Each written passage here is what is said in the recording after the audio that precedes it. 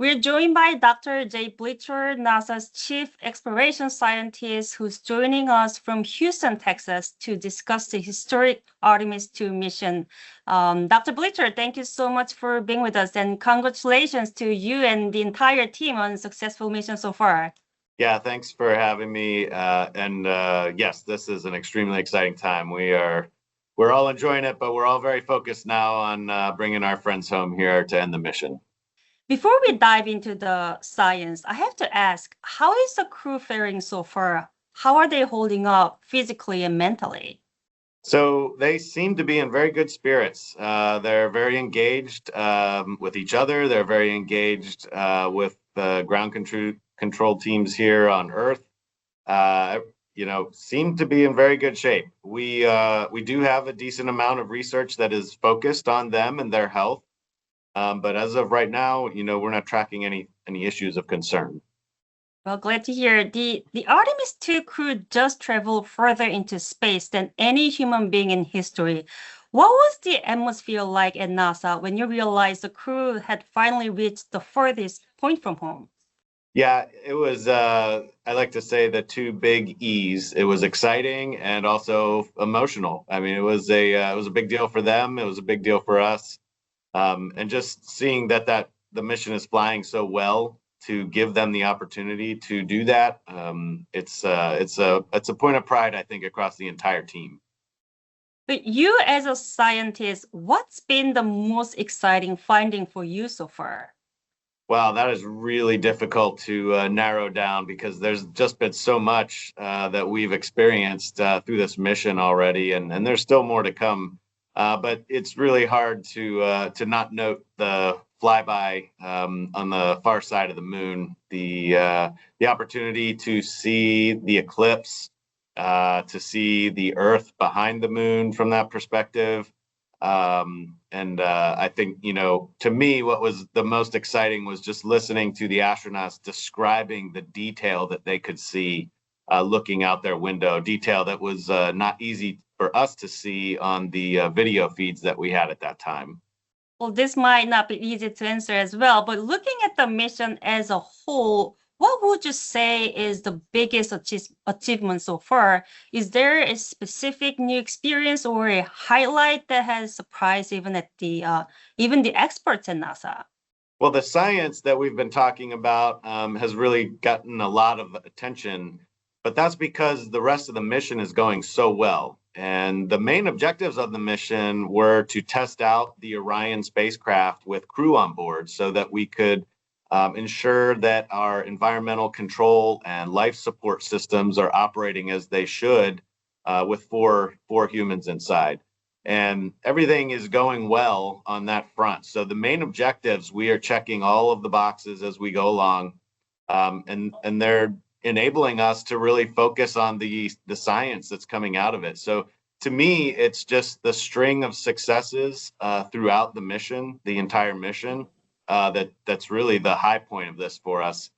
We have a big one coming up, get our crew to safely through the atmosphere and splash down off the coast of San Diego. But the mission's going very well so far. NASA officially classifies this entire journey as a test flight. We know the crew is currently testing how the spacecraft steers and handles in deep space, etc. Can you help us understand what these tests are about and why are they so critical for future crews? Yes, you already touched on some of it. We have test objectives that focus on how the Orion spacecraft handles in space. Our astronauts have been going through different opportunities to basically pilot the Orion directly. I already mentioned a goal of Artemis 2's test flight is to test our environmental control and life support systems. So the crew are working through that. We're observing how they use the available space to them in the Orion.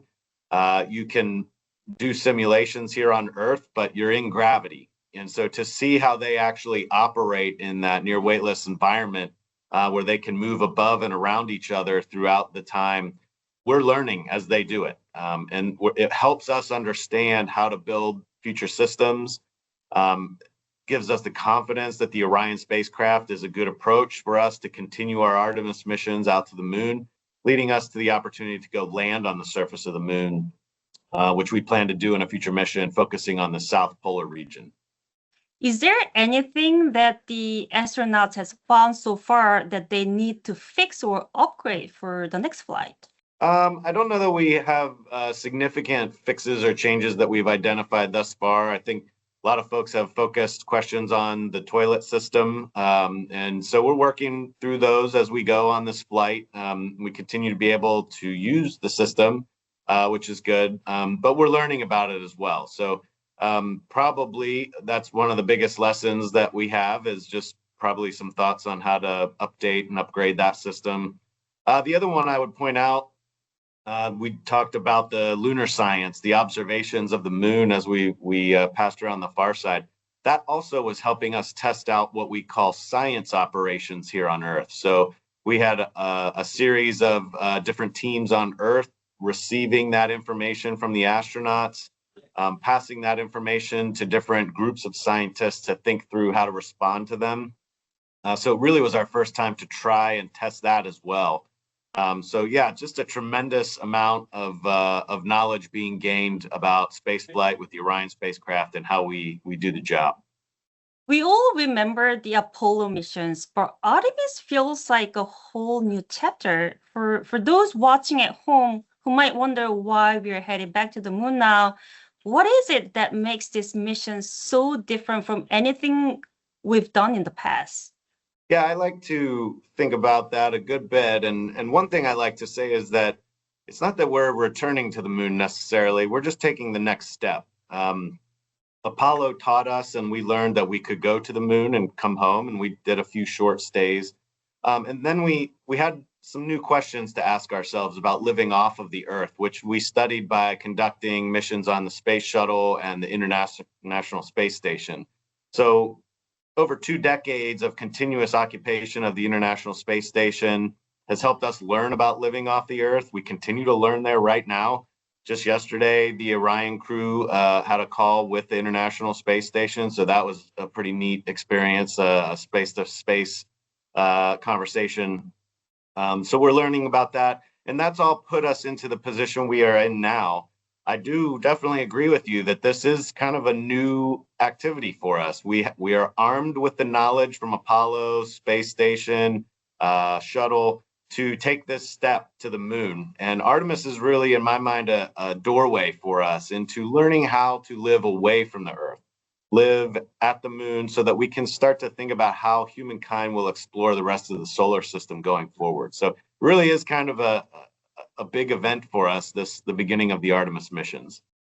We heard the crew was deeply moved by seeing Earth rise and even named a lunar crater after a loved one.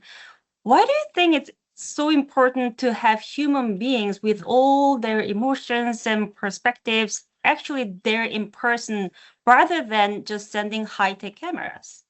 Yeah, certainly we can do exploration of the moon and other destinations with robots. But I think, as you point out, the humanity of it is a very important part to this. What I really like to think about is what we have in front of us are challenges, very complicated, difficult challenges. Enabling humankind to survive in deep space on the surface of the moon, they're difficult challenges. To meet those challenges, we need to basically bring out the best in humanity. Artemis is an international mission. We have an international crew. We have international contributions to the hardware that's involved in Orion itself, but the entire Artemis II mission as a whole. We have companies that support NASA that otherwise are often in, competition with each other for contracts and funding. But right now on Artemis II, everybody's part of the same team, and they're bringing their very best forward. And so what you see from the humanity side of this, in my opinion, is you see the best of humanity. And it's these types of challenges that really draw that out. And so for me, this is a strong point of pride, a very good feeling. And I think for all of us to be rewarded by experiencing the emotions and feelings that those 4 people have from that very unique vantage point that most of us probably will never see. that's what we get in return for bringing forward those great efforts from across the globe. Finally, how does the success of this mission pave the way for Artemis 3, the moment we finally see a human footprint back on the moon? And how soon do you think we'll actually see that? Yeah, so actually, very recently, we adjusted our series of missions. Our third Artemis mission will actually focus on Earth orbit because we're going to test how the Orion spacecraft, which we just flew for the first time with astronauts and currently flying in Artemis 2, we need to go through some tests on how that docks or rendezvous with other hardware. So we'll have a different spacecraft that does the landing on the surface of the moon. And so we've decided to do some of the testing of that in Earth orbit on the third Artemis mission. We'll probably also test the spacesuits to make sure they hold up to that space environment. We expect to be able to do that mission in the 2027 timeframe, which will then put us in a position to conduct that first landing on the fourth Artemis mission in the 2028 timeframe at the south polar region of the moon. So we will have tested the Orion and how it can dock with a lander, how the spacesuits work, so that we can focus that fourth Artemis mission on the landing part itself. That's our goal right now. And right now, Artemis 2 is going very well, which puts us in a position where, we have a good chance of holding up to that timeline.